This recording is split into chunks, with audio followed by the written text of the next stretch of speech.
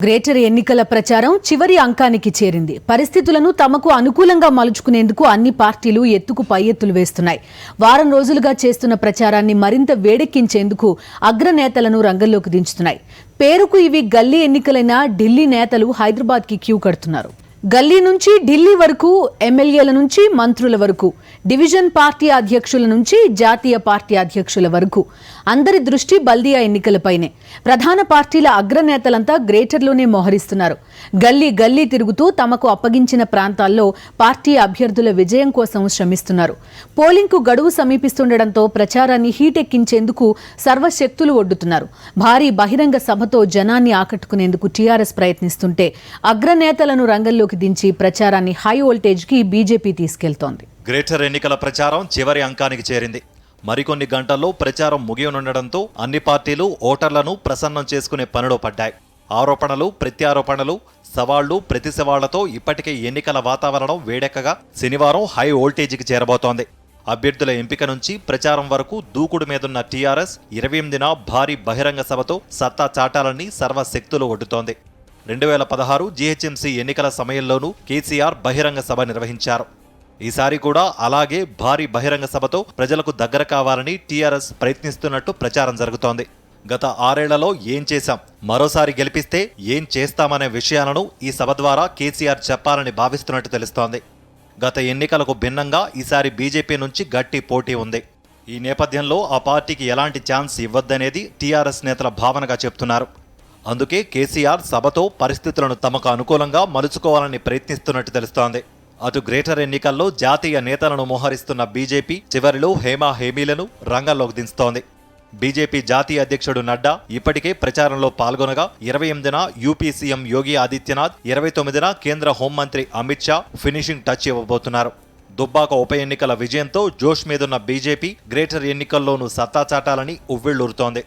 MIM టార్గెట్గా చేస్తున్న ప్రచారానికి మంచి ఆదరణ లభిస్తూ ఉండడంతో దాన్ని మరో రేంజ్కు తీసుకెళ్లాలనే ఉద్దేశంతో యోగి ఆదిత్యనాథ్ను ప్రచారానికి రప్పిస్తున్నట్లు భావిస్తున్నారు. యోగి పర్యటన షెడ్యూల్ కూడా ఓల్డ్ సిటీలోనే ఉండడంతో ఆయనేం మాట్లాడతారనేది ఆసక్తికరంగా మారింది. బీజేపీకి మేయర్ పీఠం అప్పగిస్తే ఓల్డ్ సిటీలోని రోహింగ్యాలు, పాకిస్తానీయులపై సర్జికల్ స్ట్రైక్ చేస్తామని బండి సంజయ్ చేసిన వ్యాఖ్యలు తీవ్ర దుమారం రేపాయి. ఈ నేపథ్యంలో యోగి పర్యటనకు విశేష ప్రాధాన్యం ఏర్పడింది. శనివారం మధ్యాహ్నం 2 గంటలకు బేగంపేట్ చేరుకోనున్న యోగి మధ్యాహ్నం 3 గంటలకు జీడిమెట్లలోని ఉషా ముళ్లపూడి ఆసుపత్రి నుంచి అల్విన్ చౌరాస్తా వరకు రోడ్ షోలో పాల్గొంటారు. ఆ తర్వాత సాయంత్రం 6 గంటలకు పాతబస్తీలోని శాలిబండ, లాల్ దర్వాజా సభల్లో పాల్గొని రాత్రి 8:30 గంటలకు తిరుగు పయనమవుతారు.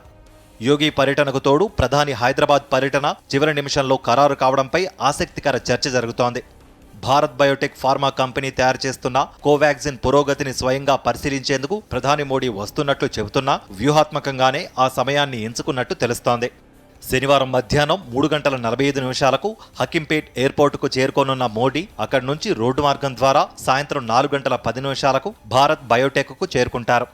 5:10 అక్కడ వ్యాక్సిన్ తయారీని పరిశీలించాక నేరుగా హకీంపేటకు వెళ్లి సాయంత్రం 5:35 ఢిల్లీకి తిరుగు పయనమవుతారు.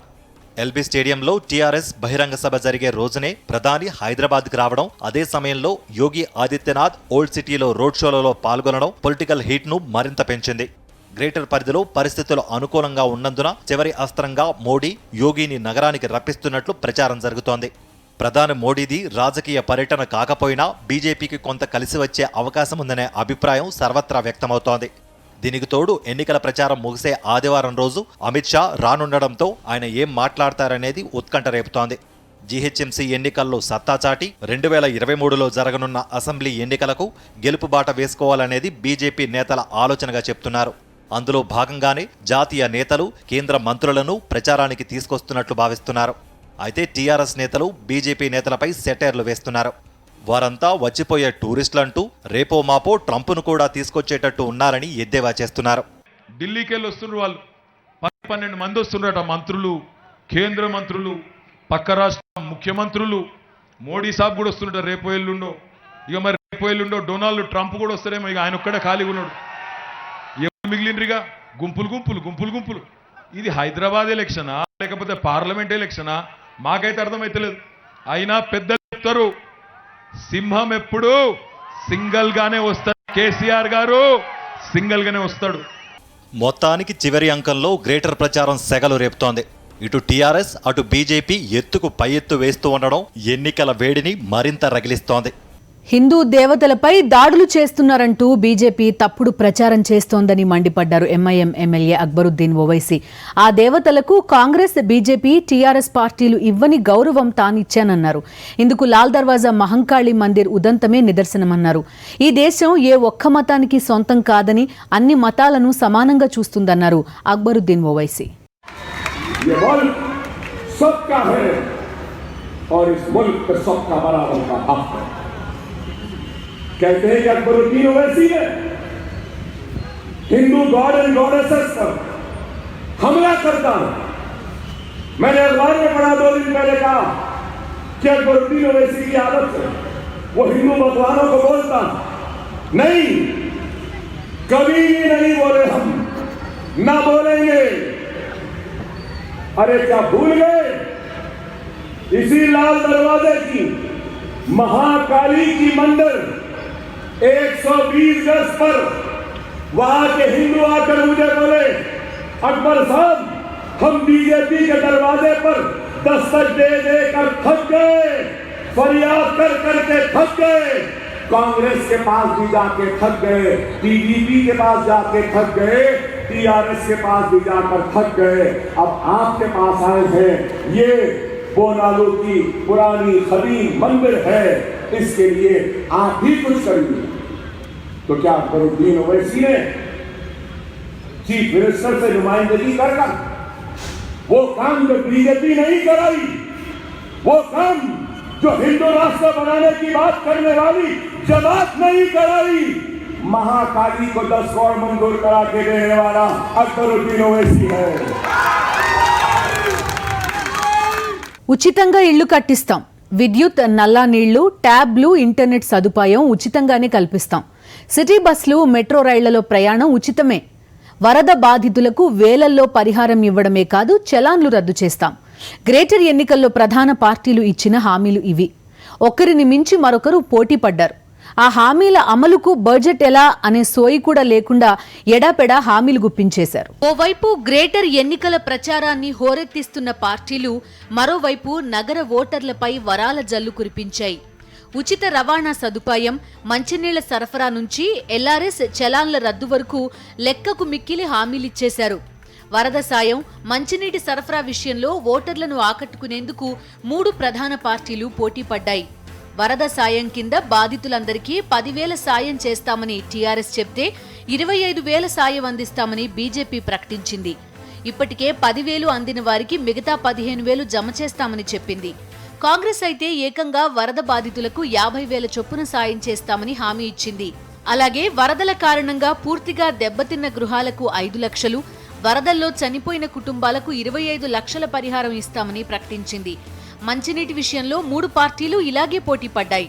ప్రతి గృహానికి 20,000 లీటర్ల మంచినీరు ఉచితంగా సరఫరా చేస్తామని, దానివల్ల 97% మంది లబ్ధి పొందుతారని తన ఎన్నికల మేనిఫెస్టోలో పేర్కొంది.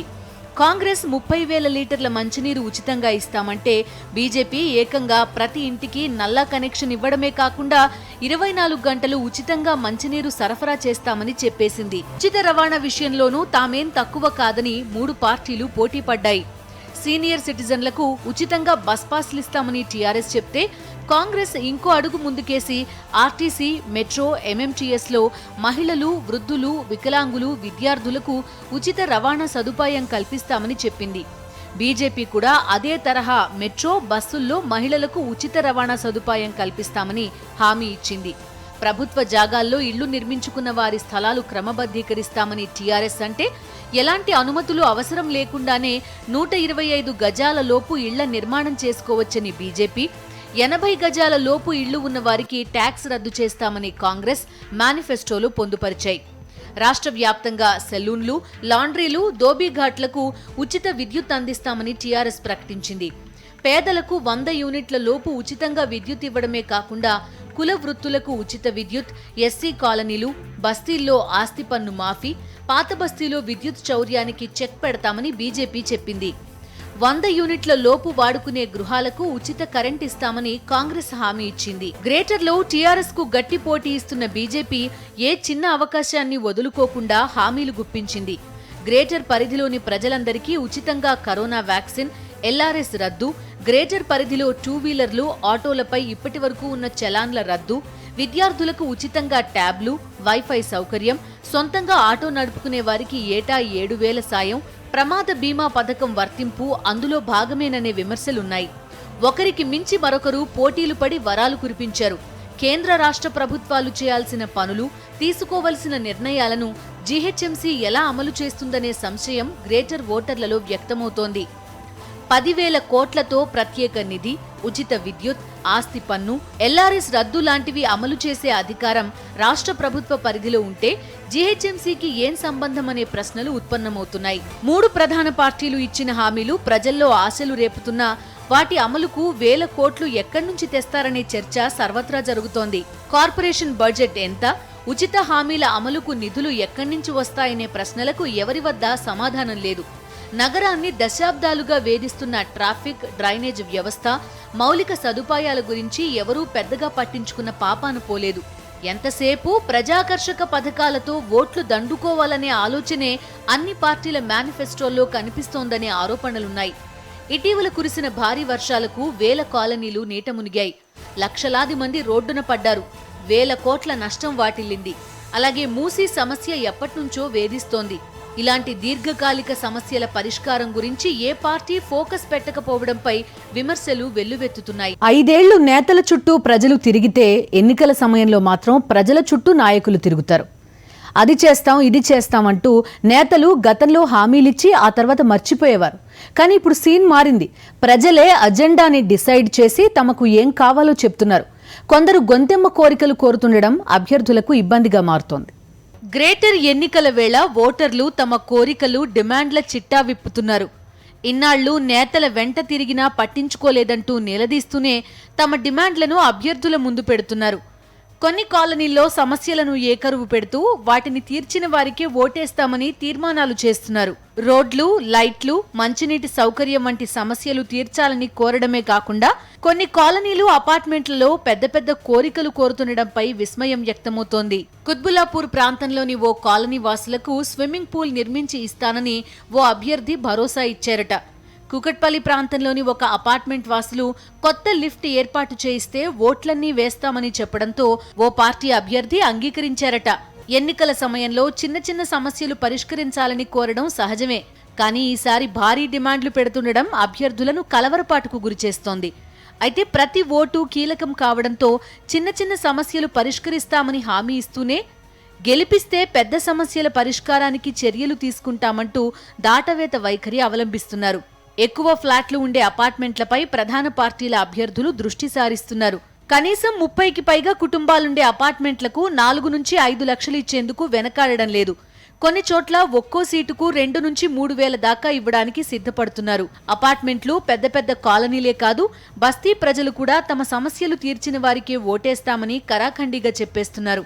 డ్రైనేజ్ వ్యవస్థను బాగు చేయడంతో పాటు రోడ్ల నిర్మాణం, కమ్యూనిటీ హాల్స్ నిర్మించి ఇవ్వాలని కోరుతున్నారు. కొన్ని పార్టీలు ఆ హామీలు నెరవేర్చేందుకు ముందుకు రావడమే కాకుండా పోస్ట్ డేటెడ్ చెక్లు కూడా ఇస్తున్నట్టు ప్రచారం జరుగుతోంది. ముఖ్యంగా లోతట్టు ప్రాంతాల ప్రజలు డ్రైనేజీలు పొంగి ఇళ్లలోకి నీళ్లు వస్తున్నాయని, ఆ సమస్యను పరిష్కరించాలని డిమాండ్ చేస్తున్నారు. ఇంకొన్ని ప్రాంతాల్లో పార్కులు ఉన్నా ఆదరణ లేకుండా పోయాయి. వాటిని తెరిపించి అభివృద్ధికి చర్యలు తీసుకోవాలని కోరుతున్నారు. కొన్ని అపార్ట్మెంట్లలో నీళ్లు అవసరం మేరకు రావడం లేదు. అలాంటి వాళ్లు తమకు సరిపోయేన్ని నీళ్లు వచ్చేలా చర్యలు తీసుకోవాలని, అలా చేస్తామని హామీ ఇస్తేనే ఓట్లు వేస్తామని చెబుతున్నారు. అధికార పార్టీ నేతలు ఇలాంటి సమస్యలు పరిష్కరించేందుకు ముందుకు వస్తూ ఓటర్లను ఆకట్టుకునే యత్నం చేస్తున్నారు. కొన్ని చోట్ల బీజేపీ, కాంగ్రెస్ అభ్యర్థులు కూడా ఖర్చు ఎక్కువైనా సమస్యలు పరిష్కరించేందుకు కృషి చేస్తామని ముందుకు వస్తుండడం చర్చనీయాంశమైంది.